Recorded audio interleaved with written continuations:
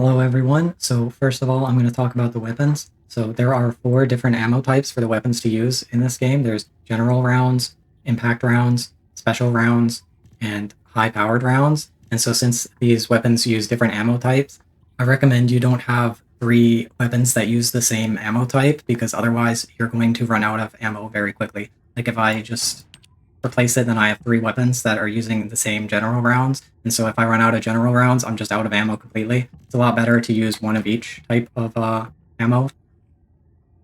Next is inventory management is going to be really important because this game drops you way too many items. And so every like 2 or 3 missions, you're going to have to clean out your inventory or your inventory's going to get full. But luckily, there's a very easy way to do this. So first of all, you just go to your inventory and then you hold shift and we'll designate everything as junk. And then you can hold control and it will automatically dismantle everything for materials. And then make sure you also do this with your reactors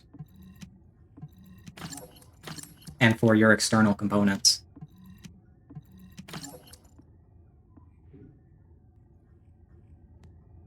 So the next thing is modules, and you can equip modules to your weapons by going to the inventory screen and this thing right here, and you click it, and you'll be at the module screen. And so you'll have all your modules, and these will increase various effects of your guns depending on the module. So it'll do things like increasing damage, increasing fire rate, putting more rounds per magazine. So equip all the ones you want, right?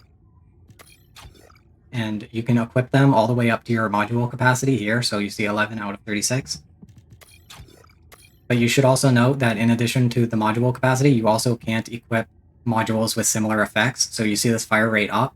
It is labeled as a fire rate mod, and so you can't equip other mods that are also fire rate mods. So this fire rate concentration, if I try to equip it, it'll say no, I can't because I already have a fire rate mod.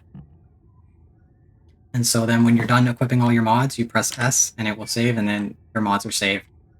It should also be noted that your modules are saved not to this like specific gun, but any gun of the same type. So you see this machine gun here is the albinism submachine gun, and so if I like deleted this submachine gun and then I equipped a different albinism submachine gun, it would still have the same mods. So you don't need to worry about your mods being like lost when you delete an item or anything.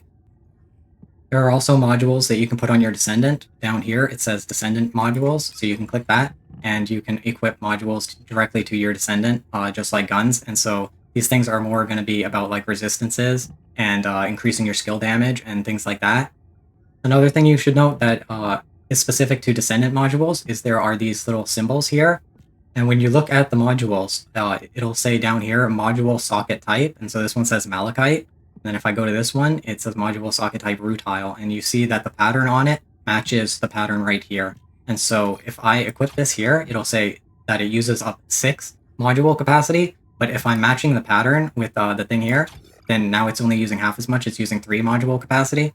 So if you can, try and match the module socket type with these images here, and you will be able to equip more modules. Under your Descendants level, you will have a mastery rank. And unlike the Descendants level, which levels up automatically, your mastery rank does not level up automatically. It kind of just gets stuck here at whatever rank you are.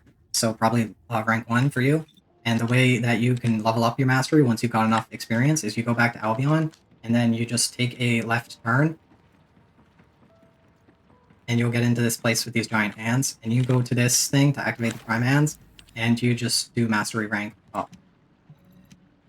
And it'll give you a little cutscene, and you have to sit through this cutscene a lot of times, so you might want to just start skipping it.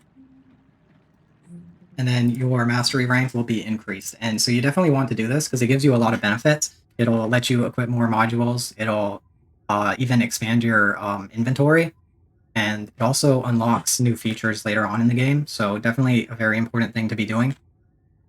When you're talking to Seneca before you fight a Colossi, the Colossi screen will show you a lot of information about the Colossi. So it'll show you where all its weak points are and stuff like that. It'll also show you its attribute resistances and what kind of attribute it uses to attack. And so before fighting a Colossi, you should look at this information and you should adjust your modules, especially if you're having trouble defeating it. So like for the Executioner, it attacks with electric attribute. And so if you go and equip a Descendant module that increases your electric resistance, that would be very helpful for this fight. It's also weak to poison, so if you have like weapon modules that convert some of your gun's damage to poison, that would also be very helpful for this. As you're playing the game, you're going to encounter a lot of these yellow boxes, and you might just be ignoring these boxes because you think they're like an ammo crate or a health pack or something you don't need. But actually, if you open them, they usually give you crafting resources, so I do recommend you actually go and destroy those yellow boxes and collect the resources. Okay, for my last tip, you might be playing the game and you feel like the camera is way too close to the character, and you've like tried using the mouse wheel scroll, and you've tried hitting all the keys on your keyboard to try and zoom out the camera, and nothing's working, but there actually is a way to zoom out the camera from your character. So what you have to do is you go into the options, and then in display, there is a field of view setting. And since it's a third-person game, increasing the field of view just moves the camera further away from your character. So if we turn it all the way up to 120, and now our camera is a lot further from the character, we have a lot better view of our surroundings, and so this should help us play the game better. Alternatively, maybe you want to just zoom in and admire all the work and effort and artistic design that was put into these characters, in which case you can lower the field of view slider, and then now you'll be closer to the character. So anyways, that was all for this video. I'm planning to make some more videos for this game, so if you thought this was helpful or you enjoyed it, consider subscribing.